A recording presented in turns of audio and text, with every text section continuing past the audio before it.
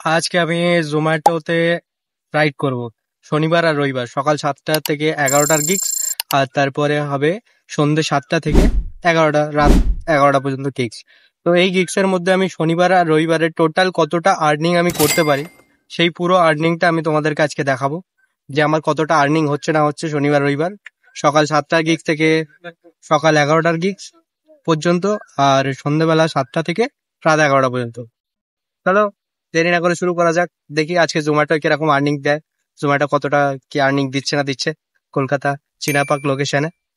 তো দেখার জন্য রেডি থাকো, আর যদি ভিডিওটা ভালো লেগে থাকে অবশ্যই লাইক শেয়ার আর কমেন্ট করো, আর জানাও ভিডিওটা কেমন লাগলো।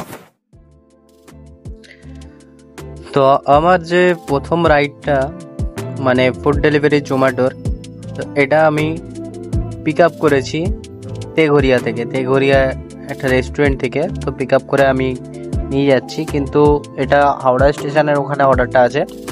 তার মাঝখানে আমি ইন ড্রাইভারটাও, আমি আর একটা হেলমেট ক্যারি করছি আর ইন ড্রাইভারটাও অন করে দিয়েছি, আর ইন ড্রাইভারে আমি একটা রাইডও পেয়ে গেছি।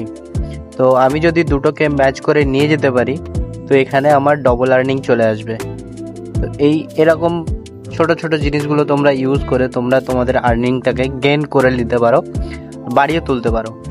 কারণ এরকম ছোট জিনিস তুমি ভাবো, যদি আমার জোম্যাটো অ্যাপ আমি যদি কমই ধরি ফুড ডেলিভারিতে, এখনও যেহেতু ডেলিভারিটা করা হয়নি, যে আমি ধরলাম 110 টাকাই আমাকে দিল, তো আমি কাস্টমার এখানে চলে আসছি। তো আমি একটু পরে তোমাকে আবার বলছি। তো আমি একটা কল করে নিই কাস্টমারকে।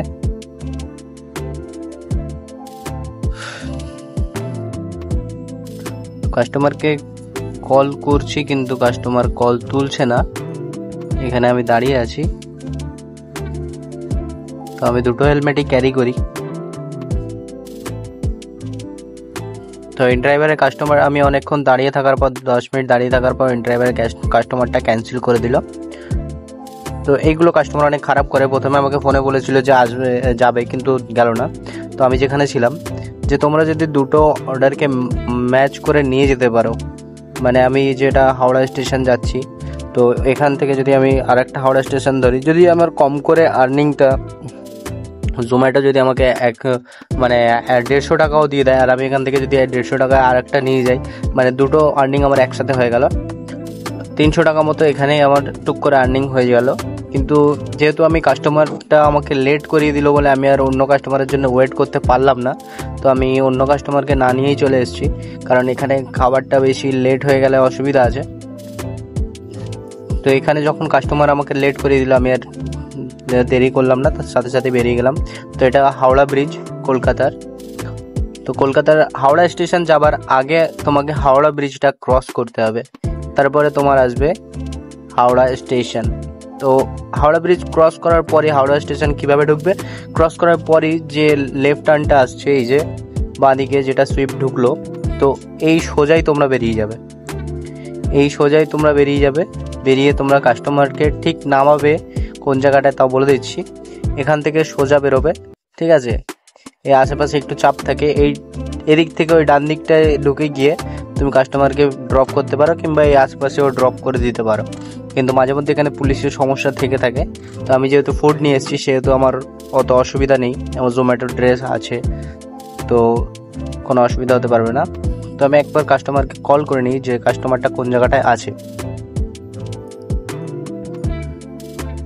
তো এর আগে আমি কাস্টমারকে কল করেছিলাম, কিন্তু কাস্টমার বলেছে যে আমি স্টেশনের 9 নম্বর প্ল্যাটফর্মে আছি। তো জোম্যাটো যেতে পারবে না 9 নম্বর প্ল্যাটফর্মে, কারণ ওখান থেকে আবার অসুবিধা আছে। তো কাস্টমারকে বাইরে আসতে হবে প্ল্যাটফর্মে কোনো রকমভাবে। তোমরাও যাবে না যারা ফুড ডেলিভারি করো, কাস্টমারকেই বলবে বাইরে আসতে, বাইরে থেকে খাবারটাকে পিক করতে, নাহলে তোমরা সমস্যায় পড়ে যেতে পারো। আমি অলরেডি কাস্টমারকে সামনে আসতে বলেছি, তো আমি সামনে থেকে এই খাবারটা ডেলিভার করে দেবো। ডেলিভার করে দিয়ে একটুখানি দাঁড়াবো, যদি অর্ডার রাইট পেয়ে যায় তো খুবই ভালো, আর না হলে জোম্যাটো অন্য অর্ডার নিয়ে চলে যাবো। তো কাস্টমারও চলে এসছে, আশেপাশে আছে কোথাও। তো ক্যাশ 223 টাকা, এই যে কাস্টমার, জোম্যাটোর অর্ডার ছিল এনার। তো উনি ওদিকটাই ছিল, আমি যেহেতু ডেকেছিলাম এদিকে, তো উনি ভুল করে অন্যদিকে চলে গেছিল। তো ক্যাশে যেহেতু একটু অসুবিধা মানে হচ্ছিল বলে, কাস্টমারের কাছে ক্যাশ ছিল না, ক্যাশ ছিল, লোড ছিল, আমার কাছে খুচরো ছিল না। তো ওই জন্য কাস্টমারকে আমি অনলাইন পে করার জন্য বলি যে দাদা আপনি অনলাইন পে করে দিন, কারণ আমাদের একটু খুচরো অসুবিধা ছিল। তো কাস্টমার তখন অনলাইন পে করে। এবারে তারপরে যেটা আমাকে জোম্যাটো আর্নিং দিয়েছে 171 টাকা 79 পয়সা, মানে 171 টাকাই ধরো জোম্যাটো আমাকে আজকে আর্নিং দিল হাওড়া স্টেশন তেঘরিয়া থেকে। তো এখানে কিছু মানে এক্সট্রা ছিল, যেটা কিনা জোম্যাটো দিয়েছে 145 টাকা মতন আমার ছিল। আবার একটা রাইড চলে এসছে যেটা বড়বাজার থেকে পিক আপ হবে ফুড। তো আমি এখান থেকে আর কাস্টমার না করে আমি এমনিই বেরিয়ে যাই। তো এখান থেকে আমি ডাইরেক্ট বড়বাজারের ওখানে বেরিয়ে যাব।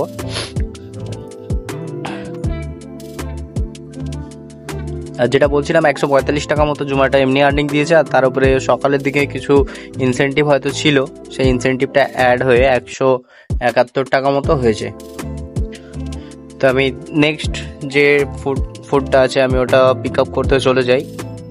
তো আজকে আর কালকে মানে শনিবার আর রবিবার যে টোটাল আর্নিংটা হয় সেটা আমি তোমাদেরকে দেখাবো, যে টোটাল আর্নিংটা আমি কতটা করছি না করছি, কিভাবে করছি, আর কেমন জোম্যাটো আর্নিং দিচ্ছে।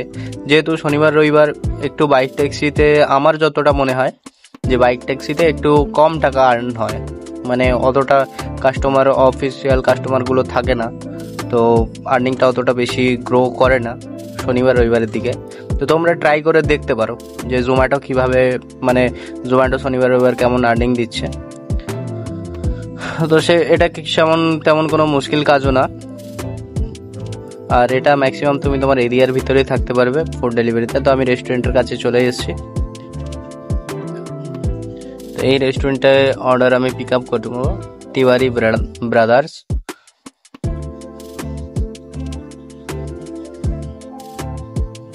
তিওয়ারি ব্রোজ। তো আমি এখান থেকে পিক আপ করবো। ও রেস্টুরেন্ট রেডিও করে দিয়েছে, তো রেডি করবে যখন তখন রেডি মার্ক দেখে তারপরে আমি রেস্টুরেন্টে গিয়ে ইনফর্ম করব যে আমার খাবারটা রেডি আছে। তো রেডি মার্ক দেখেই আমি এখানে বলি যে খাবারটা রেডি আছে। তো এরা অলরেডি প্যাক করেই রেখে দিয়েছে খাবারটা, তা একবার ইনফর্ম করে নেওয়া ভালো, আর তোমরাও ইনফর্ম করেই নেবে। তো এখান থেকে আমি পিক আপ করি খাবারটা। পিক আপ করে এটা ডেলিভারি আছে উল্টোডাঙার ওই সাইডে। তো এখান থেকে যেটা পড়েছে আমি সেটাই ধরে নিয়েছি, কারণ তোমাদের যদি হাওড়া স্টেশনে থাকে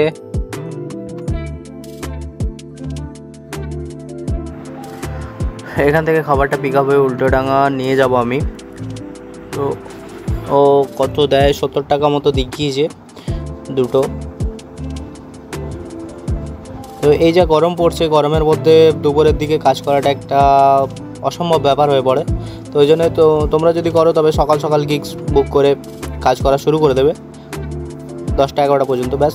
তারপরে আবার দুপুরটা বাড়ি থেকে আবার ফের রাত্রেবেলা, যেটা আমি করেছি, কিন্তু রাত্রে ক্যামেরাটা করিনি। এখানে অলরেডি যুদ্ধ চলছে, তো যুদ্ধটা দেখতে আমি টাইম ওয়েস্ট করলাম না, এখান থেকে বেরিয়ে গেলাম। যেহেতু আমার গিগসও পূরণ হয়ে আসছে, আমাকে অর্ডার মারতে হবে। তো নেক্সট আরেকটা অর্ডার ছিল, ওটা আমার ডেলিভারি হয়ে গেছে। আরেকটা অর্ডার এখান থেকে আছে তোমার।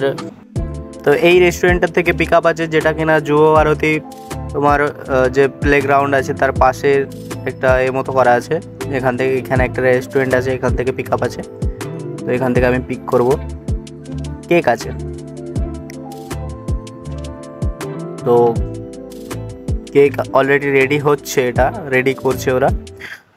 তো কেকের আগে অনেকটা অপশান দেয়, 3টা অপশান দেয় যে তোমার কাছে ব্যাগ আছে কিনা, সব কিছু প্রপার আছে কিনা, এরকম অপশান দেয়। তো তুমি 3টা অপশান টিক করে ফট করে তুলে নেবে পিক আপ, অর্ডারটা অ্যাকসেপ্ট করবে, তারপরে চলে আসবে লোকেশানে। তো আমি কেকটা নিয়ে অলরেডি বেরিয়ে গেলাম। তারপর এখানে আরেকজন জোম্যাটোর সাথে দেখা হয়ে যায়, যার কিনা দরকার ছিল পাশের একটা রেস্টুরেন্ট, ও খুঁজে পাচ্ছিল না। তো আমি এটাকে বলে দিলাম আবার যে ওই রেস্টুরেন্টে যাও, পেয়ে যাবে। তো আমাকে দেখালো, আমি ওকে দেখিয়ে দিলাম। এই ফুড ডেলিভারিগুলোতে কি হয় যে ফুড ডেলিভারিতে যেমন আর্নিংটা একটা লিমিটেড মানে থেকে যায় যে এরকম আর্নিং হবেই, এবারে কিছু কম বেশি হতে পারে।